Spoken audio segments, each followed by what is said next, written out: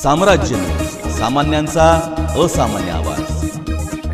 मंद्रुप ते टाकळी रस्त्यावर सोमवारी रात्री 7:45च्या सुमारास झालेल्या भीषण अपघातात 13 वर्षीय मुलाचा ट्रॅक्टर खाली सापडून मृत्यू झाला। मृत मुलाचे नाव युवराज बिरप्पा वनमाने, वय 13, राहणार टाकळी रोड, मंद्रुप असे आहे। मिळालेल्या माहितीनुसार युवराज सोमवारी रात्री मंद्रुप गावातून शेतातील त्यांच्या वस्तीकडे पायी जात होता। त्यावेळी मंद्रुपकडून भरधाव वेगाने येणाऱ्या ट्रॅक्टर क्रमांक MH13EX0610 ने त्याला जोराची धडक दिली। धडक बसताच युवराज रस्त्याच्या खाली खड्ड्यात पडला। ट्रॅक्टर चालकाने धडकेनंतर उडी मारल्याने वाहनावरचा ताबा सुटला आणि ट्रॅक्टर युवराजवर उलटला।